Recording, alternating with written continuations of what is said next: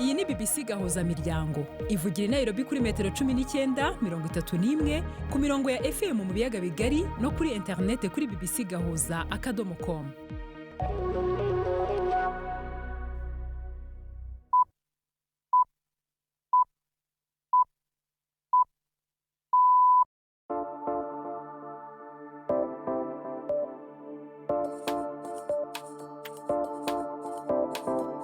Ubu ni saa moya n'igice z'umugoroba i Nairobi, ni saa 12 n'igice z'umugoroba mu Burundi no mu Rwanda.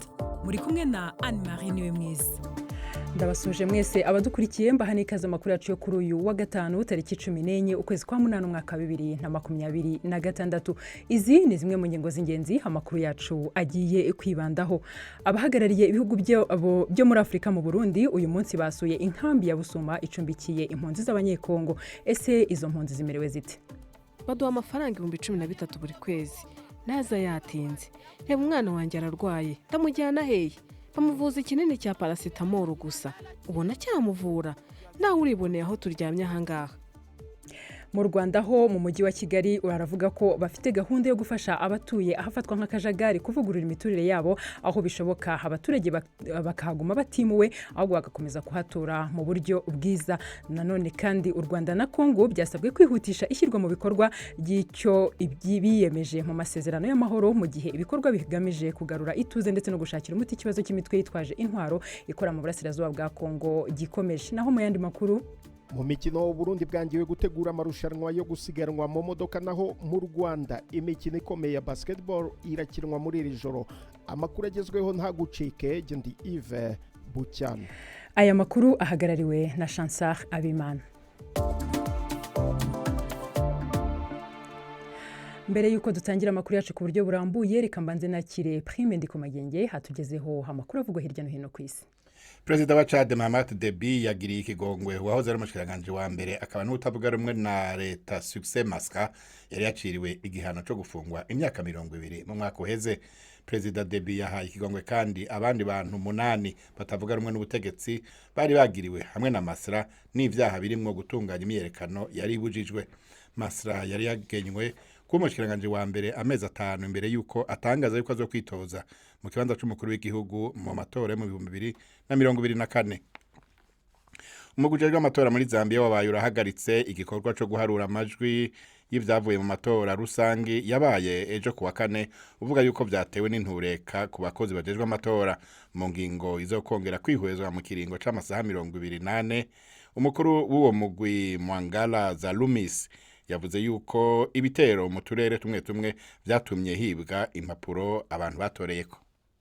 The Electoral Commission of Zambia umugwi ujejwe gutegura amatora uratewe umutima uhagaze n'amakuru y'intureka mu gihe cyo guharura no gutangaza amajwi mu turere tumwe. Iyo ntureka itumberezwa ku bajejwe amatora kandi hamwe na hamwe yatumye hibwa impapuro abantu batoreyeko hamwe n'udusandugu tw'amajwi. Turavye ngene umutekano wifashe n'ubwo bako intureka ishobora kubandanya, umugwi wafashe ingingo ija mu ngiro ubwo nyene yo kubira hagaritse guharura no gutangaza ivyavuye mu matora. Inkuru doje kuronka turi hano nyene muri studio nuko uwo muguje w'amatora muri Zambia wavanyeho ingingo wari wafashe yo guhagarika kubira hagaritse guharura amajwi no gutangaza ivyavuye mu matora yabaye ku munsi w'ejo wa kane. Ubu rero igikorwa cyo guharura no gutangaza ivyavuye mu matora kikaba kigiye kubandanya. Aya makuru mwumva na ya BBC. Ibihugu ku mugabane wa Buraya birahanzwe n'iyindi miriro mishasha aho uwo muri Croatia watumye abantu nibura 10 bajanwa mu gisata c'indembe mu bitaro. Abagwanya imiriro bavuze yuko uwo muriro ari umwe mu miriro ya mbere mibi muri kahise k'ico gihugu. Abategetsi bavuga yuko hari kiziga catowe kuwa gatanu mu karere kacitse umuyonga. Amatohoza ariko araba, abantu hafi 2,000 bahungishijwe mu bigwati hafi ya Omisi kuri Adriatic mu gihe uwo muriro washwaye udusozi tuhegereye. Abandi bashika nk'abo mu Budagi babwiwe kuva mu bigwati vyabo hafi y'Urube n'Ububirigi kubera umuriro uriko utema utongora. Abantu nibura 8 ubu nibo bazwi yuko bapfuye bahitanywe n'imyuzure yatewe n'imvura ya mbere nyinshi mu buseruka bw'umugwa mukuru w'Ubuyapani Tokyo. Abategetsi muri prefecture ya Chiba bavuga yuko uwamenyekanye ubu bwa vuba ari umugore yatowe yaheze mu modoka yarengewe n'amazi. uturere twinshi turi munsi y'amazi kandi inzu nyinshi zononekaye. Inzu ibihumbi n'ibihumbi ntizigira umuyaga nkuba. Narita, kimwe mu bibuga vy'indege vy'Ubuyapani c'uruja n'uruza rwinshi, mw'ijoro ryakeye nticakora, ikaba vyatumye ingenzi nyinshi zibura ingene zishika iyo zaja. Iyo mvura itari bwigere iboneka iri mu rukurikirane rw'ibihuhusi vyashegeshe Ubuyapani n'ibihugu bibanye muri iyi ndwi. Admari. urakoze cyane Prime. Dukomeza amakuru yacu ku buryo burambuye. Abahagarariye ibihugu bya muri Afrika mu Burundi uyu munsi basuye inkambi ya Busuma icumbikiye impunzi z'abanyekongo. Ni inkambi iherereye mu ntara ya Buhumuza mu burasirazuba bw'u Burundi. Abenshi mu bayirimo bakaba barahunze mu mpera z'umwaka wa 2025 igihe umutwe wa 23 wafataga Uvira. Mu minsi ishize hari hatangiye gahunda yo gufasha impunzi zibishaka gutaha, ariko HCR iherutse gutangaza ko icyo gikorwa gihagaze kubera ikibazo cyo kubura amikoro. Ishami ry'umuryango w'abibumbye ryita ku biribwa PAM naryo yiherutse kuvuga ko ritabonye miliyoni 35 z'amadolari mu buryo bwihuse ritashobora gukomeza kubona ibitunga impunzi kuva mu kwezi kwa 10 uyu mwaka wa 2026. Mu kanya kashize naganiriye na mugenzi wacu Patrick Waso uri Burundi, akabiri yajyanye n'izo mpuguke kureba izo mpunzi, maze ntangira mubaza icyo urwo ruzinduko rwari rugamije. Ubutumwa bw'uno munsi abaserukira ibihugu byabo ibihugu nyafrika mu nkambi y'impunzi y'Ibusuma bagiye kubwira impunzi z'abakongomani ziri Busuma yuko baje kubashigikira kubafata umugongo muri kino gihe bahuye n'ivyago vyo guhunga igihugu cabo bagahungira mu Burundi. Heri Wambua aserukira igihugu ca Kenya mu Burundi niwe yavuze ku izina ry'abandi baserukira ibihugu vyabo mu Burundi. Tumekuja kwa ajili ya kuungana na twaje ngaha kugira ngo dufate mu mugongo bene wacu bavuye muri Kongo. Bari ngaha kubera intambara zikibandanye wabo. Twaje kandi kubabwira ko twifadikanije nabo mu magume barimwo. Twebwe nk'abanyafrika kandi turafise ubwo buntu, turifatanije nabo rero nk'abanyafrika. Twaje tubazaniye n'imfashanyo nkeyi twashoboye kwegeranya nk'abaserukira ibihugu vyabo byo muri Afrika bifise ivyicaro ngaha mu Burundi. Hanyuma muhageze rero mwasanze izo mpunzi zimeze gute? Izo mpunzi tuhageze Ibusuma zasa nk'izishavuye kuko babakirije akantu kameze nk'akaruru, aho bavuga twifuza gusubira i Kongo, twifuza gutaha iwacu.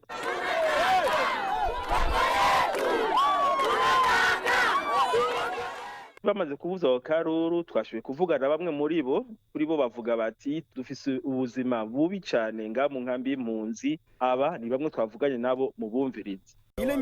Izo mfashanyo nimba ziza twovuga ko ziza ariko ntizishikira impunzi. Abajejwe inkambi nibo baca bacika impunzi bakazigabura hagati yabo hamwe n'imiryango yabo.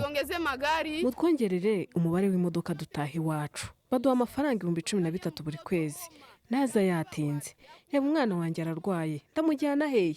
Bamuvuza ikinini cya paracetamol gusa. Ubona cyamuvura. Nawe uriboneye aho turyamye ahangaha. Waso, haba hari icyizere bahawe cyangwa se hari ibisubizo babonye? Icyizere bahawe nuko userukira shiramwe HCR mu Burundi hamwe n'umushikiranganje w'imigenderanire y'u Burundi n'andi makungu yameje izo mpunzi z'abakongomani yuko isi yose irazi ingorane bafise, ariko babasabye yuko bokurindira mu bice baje bavamwo bisubire kuronga amahoro, basubire gusubira iwabo muri Kongo. Twumvirize Edouard Uwimana n'umushikiranganje w'u Burundi ajejwe imigenderanire n'andi makungu. Numvise dushitse hano mu ikambi ingene abantu bariko bavuga bashavuye bavuga bati dushaka gutaha. Ico twese nico twifuza. U Burundi twebwe nta buryo bukwiye tworonka tuze turabafasha. Mumva abantu bashika 50 ku munsi ibyo bafungura kugira babironke bisaba ingufu nyinshi cyane. Tuzobandanya rero dutera kamo amakungu badufashe kugira ngo tuze turabafasha. Bavuze ikintu cyo gutaha ni ciza, natwe turacifuza ko botaha. Ikintu gikuru cyane cyane imbere yuko bataha nuko aho batumbera bataha muramaze kumva ko amazi 15 bimaze gutaha, mugabo bija mu karere ka Uvira gusa hari amahoro. Mu bundi burere niyo vyakunda umutekano ukagaruka, nta kizobuza ko babarekura ngo batahe, ariko ntidushobora kurunka abantu mu ntara zikirimo ingwano zikirimo imiryano kugira ngo ntibahasiga ubuzima. Nyuma yo kubwirwa rero ibyo byose wabonye babyakiriye bate? abakongomani kuri twababonye mu maso ntibakeye cyane nabo babazaniye iyo mfashanyo ingana hafi miliyoni 50 y'amafaranga y'amarundi basa nuko badakeye cyane bo bifuza yuko bo kwihutisha gutaha narijya yuko nkuko amakuru twakuye hajya nyine mu nkambi y'Ibusumi avuga mu kwezi kw'icenda nizo mfungwa zanyuma zotangwa mu kwezi kw'icumi na kimwe bazoshobora kuronka nkuko byashikirijwe n'uwaserukishiramwe PAMI. Arakoze cyane Patrick Waso mu Rwanda mu mujyi wa Kigali baravuga ko bafite gahunda yo gufasha abatuye ahafatwa nk'akajagari kuhavugurura maze abahatuye bakanoza imiturire yabo ndetse bagakomeza kuhatura aho kugira ngo bahimuke. Kuri ubu hatangiye igikorwa cyo kwegeranya ubutaka ndetse no kubaka inzu zigezweho umuturage agahabwa ingurane y'inzu aho guhabwa amafaranga ngo ajye guteza akajagari ahandi. Biteganyijwe ko igice cya mbere kizaba kigizwe n'inzu 1600 kigomba kubakwa ahitwa Inyabisindu mu karere ka Gasabo buri muturage ngo akazahabwa inzu hashingiwe ku giciro cy'iyo yari afite akemerwa kwibamo cyangwa se akaba yayikodesha mu gihe ahisemo gutura ahandi. Ibindi kuri iyi nkuru turabibaza Jean Claude Mwambutsa. Nyabisindu ikimashini gitsindagira kiratunganya umuhanda unyura hagati y'aya mazu ageze mu gihe cyo gusakarwa. Ni hafi cyane ya Stade Amahoro, Kigali Arena, icyanya cy'imyidagaduro cya Zaria Court, ibice umujyi uvuga ko bishushanya ubwiza bwa Kigali. Igice cya mbere cy'uyu mushinga kiri kugana ku musozo. Umukozi ukora kuri uyu mushinga utashatse ko muvuga amazina yambwiye ko hatabaye impinduka zitunguranye aya mazu ashobora gutahwa mu gihe cy'ukwezi kumwe. Rusanganwa Samuel ni umwe mu baturage bazatuzwa muri uyu mushinga. Inge nta kibyantwaye byaranshimishije. Impamvu byanshimishije bitewe n'amazu arimo kubakwa ntayo nari buzigezeho. So kwirarira wenda awuzi cy'Imana iha umuntu ariko nazayigezaho binabingoye.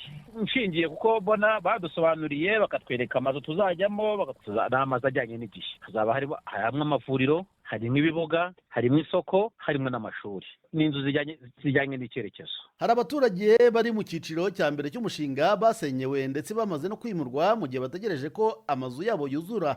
Kuri ubu abarakodesherezwa ariko ngo hari igihe amafaranga aza yatinze. Esperance Munozangendo ni umukecuru ukora akazi k'isuku mu muhanda. Inzu numva bazayiduha simbizi, ibyo ni Imana na leta.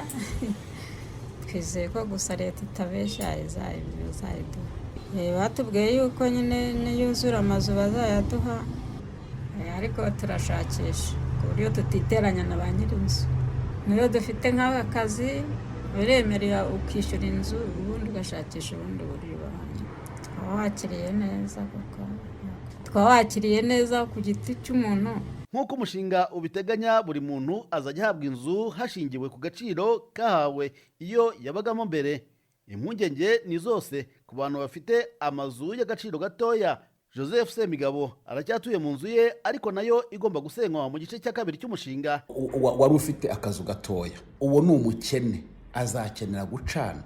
Ese ko wenda bazamuha gaze, iyo gaze azongera kuyigurira? Bazayimuha koko ayigeremo irimo, ariko se nyuma yaho azabasha kuyigondera? Gufura imyenda, aho yanika, urebe nawe uri hasi hano, undi akuri hejuru, undi akuri hejuru. Nibyo koko bari iterambere ariko kurimenyera riragoye.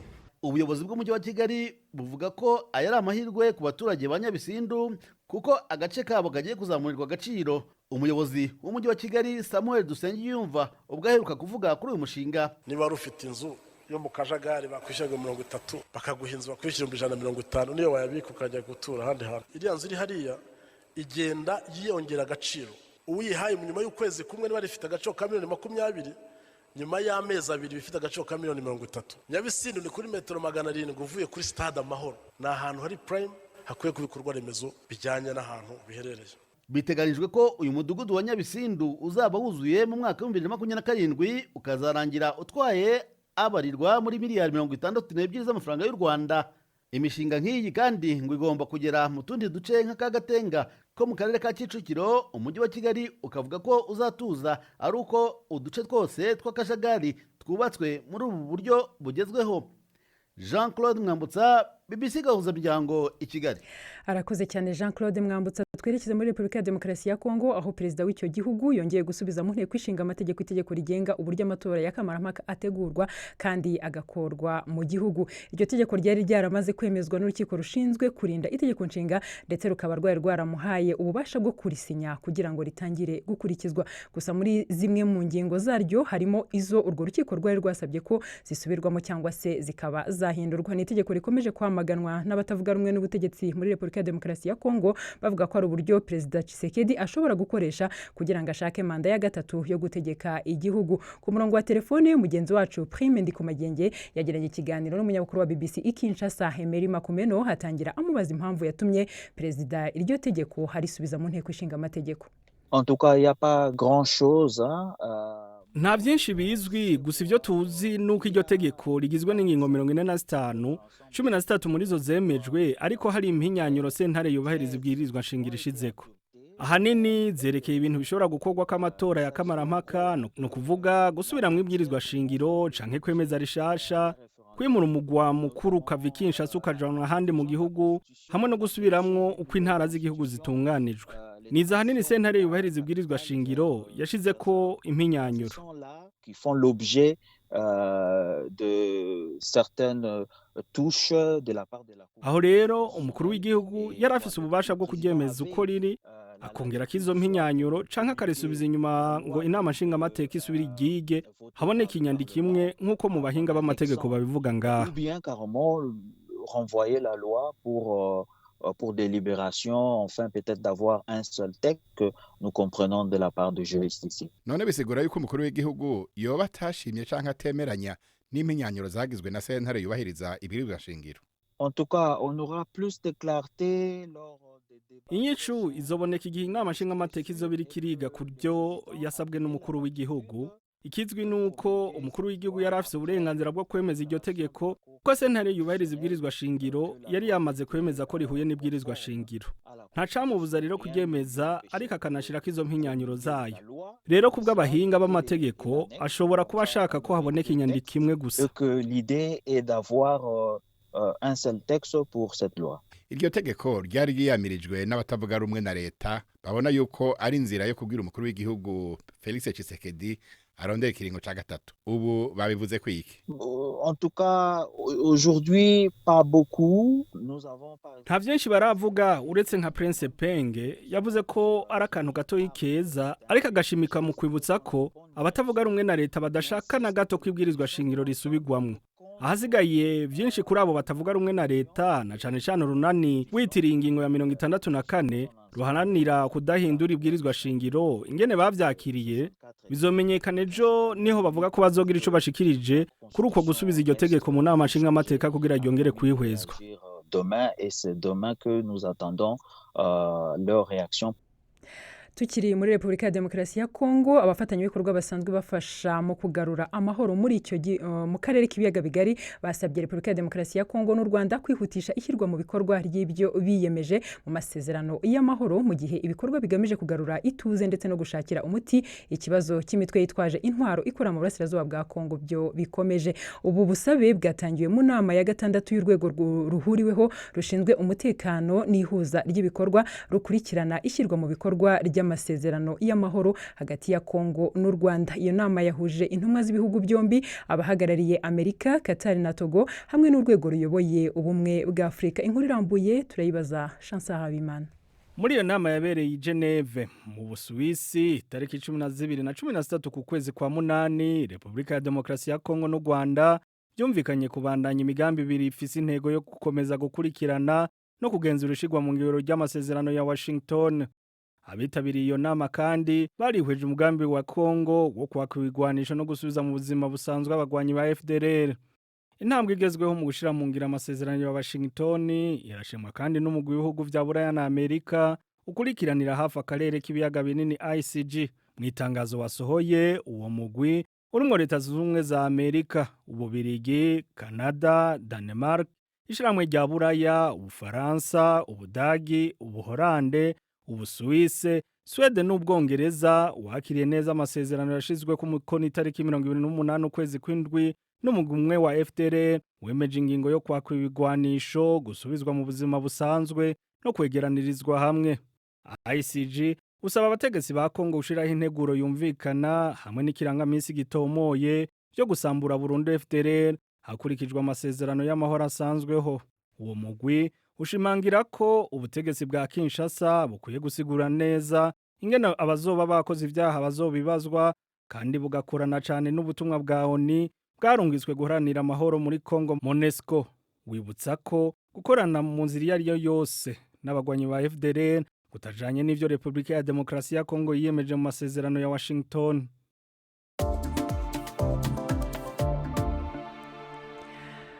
Iyo nkuru ni nayo tugejeje ku mwanya w'amakuru y'imikino, reka twakire mugenzi wacu Yves Bucyana.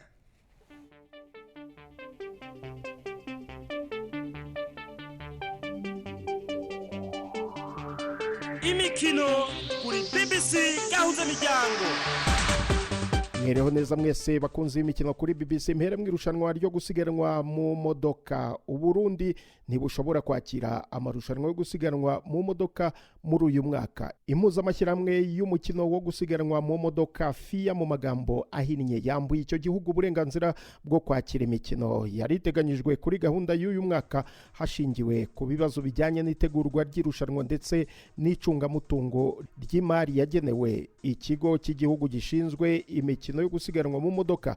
Uyu mwanzuro ukomye mu nkokora isiganwa risanzwe ritegurwa muri uku kwezi kwa munani. Gusa abasanzwe bitabira aya marushanwa bemeza ko bamenyeshejwe isubikwa ry'iri siganwa bikubiye mu mwanzuro wa FIA.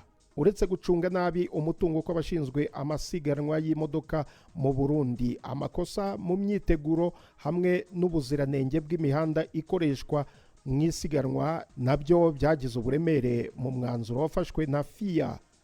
Itangazo rya FIA rivuga ko abashaka gukomeza guhatana ubu bagomba kwerekeza mu Rwanda ngo babashe kwitabira amarushanwa yo gusiganwa mu modoka atandukanye. Tujye mu Rwanda mu mukino wa basketball. Imikino ya playoffs ya kimwe cya kabiri irakomeza muri iri joro hakinwa imikino ya nyuma igaragaza amakipe abiri azahatana mu mikino 7 ya nyuma. Ku ruhande rumwe Patriot irakina na REG ku isaha ya saa moya z'ijoro. Imikino bombi bamaze gutsinda ni 2-2. Ku rundi ruhande APR irakina na Tigers, buri yose imaze gutsinda nayo imikino 2. Umukino uratangira ku isaha ya saa 3 z'ijoro. Mu Bwongereza ku cyumweru nibwo hazaba umukino ubimburira shampiyona ya English Premier League, umukino uzahuza Arsenal na Manchester City. Kuri buri kipe imyiteguro ni yose, gusa Manchester City igiye gutangira umwaka w'imikino ifite umutoza mushya Enzo Maresca. Nubwo atari mushya muri Premier League, uyu mutoza yatangaje ko agifite ikibazo cy'uwo azagira kapiteni, mu gihe uwari kapiteni wayo Bernardo Silva yerekeje muri Real Madrid. Ushobora kugirwa kapiteni ni Rodri, ariko nawe ahazaza he muri iyi kipe ntiharasobanuka, dore ko ikipe ya Barcelona imwifuza. Benjamin niyo kwizerwa. Ndagushimiye cyane Yves. Rodri aramutse agiye mu ikipe ya Manchester City iyobowe na Enzo Maresca yasigara ifite icyuho cy'ubuyobozi, abayobozi mu kibuga, dore ko n'abandi bakinnyi bakuru nka John Stone ndetse na Nathan Ake nabo bagomba kuva muri iyo kipe. Amakuru avuga ko Maresca yifuza umukinnyi wakuriye mu Bwongereza homegrown player n'itsinda ry'abayobozi b'ikipe ririmo Rodri, Ruben Dias ndetse na Erling Haaland. Nubwo Haaland agira amahane cyangwa se yakunda kuvuga cyane ngo ntago yujuje ibyo Maresca yifuza kuri kapiteni mu kibuga, ibi rero bikaba bishyira Ruben Dias ku mwanya wa mbere nk'ushobora guhabwa igitambaro cy'ubukapiteni. Umutoza Enzo Maresca yagize ati, Erling Haaland yari umwe mu bambere banyandikiye ubutumwa igihe ninjiraga muri iyi kipe. Ahandi natoje nagiraga itegeko ry'uko iyo dutsinze igitego kapiteni agomba kuza ku ntebe y'abasimbura, atari kwishimira igitego ahubwo ari ukuza guhabwa amabwiriza. Ariko niba ari we Haaland watsinze igitego, icyo gihe yemerewe kwishima. Niba Haaland ari we kapiteni, twaba dufite ikibazo, mumbwire namwe. Phil Foden niwe wambaye igitambaro cya kapiteni muri Man City mu mikino yo kwitegura umwaka w'imikino, naho umuzamu Donnarumma akaba agira ijwi rirangurura cyane mu kibuga. Mu gihe myugariro Mark Guehi nawe yigeze kuba kapiteni w'ikipe yarimo ya Crystal Palace. Yves. urakoze cyane Benjamin. Hagati aho Nigeria yananiwe kubona itike yo kwerekeza mu gikombe cy'isi cy'abagore ku nshuro ya mbere mu mateka yayo nyuma yo gutsindwa na Afurika y'Epfo Banyana ibitego 2-1 mu mukino wa Kamarampaka playoff mu gikombe cya Afurika cy'abagore cya 2026. Ayo niyo y'imikino nabateguriye. Gendi Yves Bucyana. Imikino y'ubwoko bwose. Noneho ni umwanya w'ikiganiro baza muganga.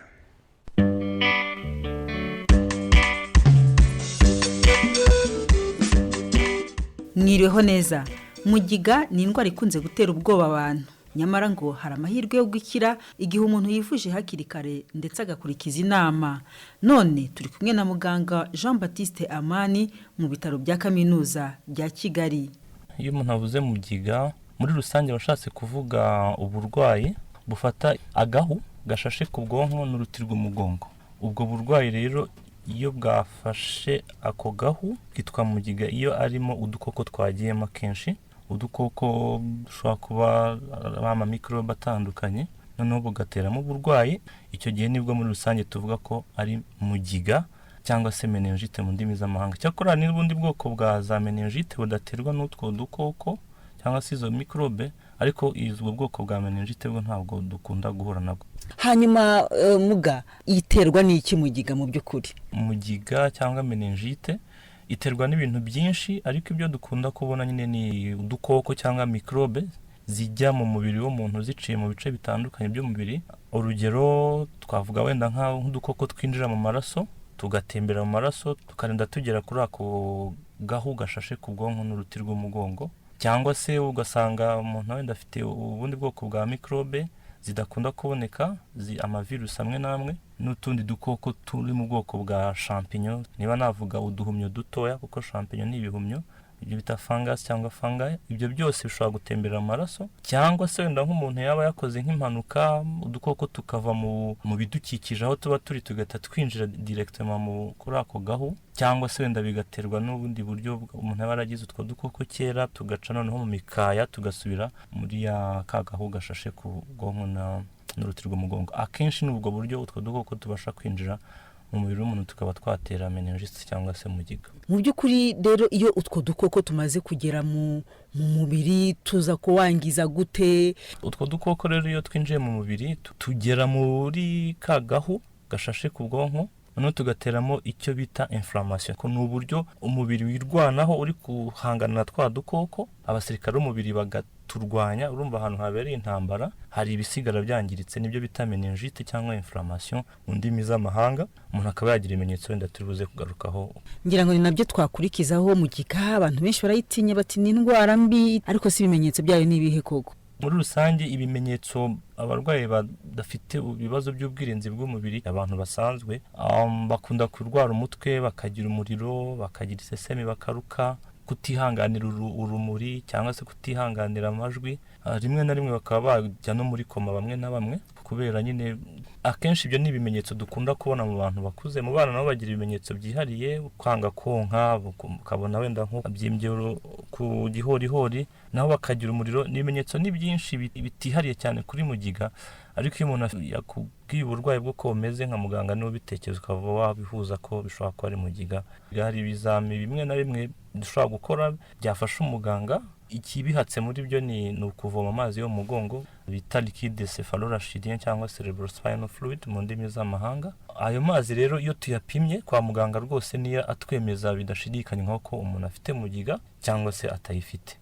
Muga mutubwire rero nimba mugiga ivurwa, kuko mwigeze no gukomozaho ko ari indwara ishobora kwica. Mugiga ni indwara ivurwa, kumvikana ko hari uburyo bwo kuyivura dukoresheje imiti yo kwa muganga, ibyo bita antibiotique cyangwa se ubundi bwoko bw'imiti bitewe n'agakoko kagaragaye. Usibye ko hari izindi mugiga zimwe na zimwe twavuga zigorana kuvura, wenda nk'iyaturutse ku gituntu, mugiga wenda yaturutse ku tundi dukoko twitwa cryptococcus. Izo zisa nk'izigora kuvura, ariko rwose iyo umuntu yivuje hakiri kare itaragera kurenga imurenge wenda aza ari nko muri koma, ariko mugiga twavuga ko ivurwa igakira. Ikindi kuba bafite abana bato birumvikana mugiga ni indwara ishobora gukingirwa. Turabizi ko ari gahunda yo gukingira. Iyo nayo ni inama twagira ababyeyi nyine bagifite abana bato, kugira ngo nibagira mu gihe cyabo gikuru bazaba bafite ubwirinzi bwabarinda kuba barwara izo mugiga zitandukanye twagiye tuvuga haruguru.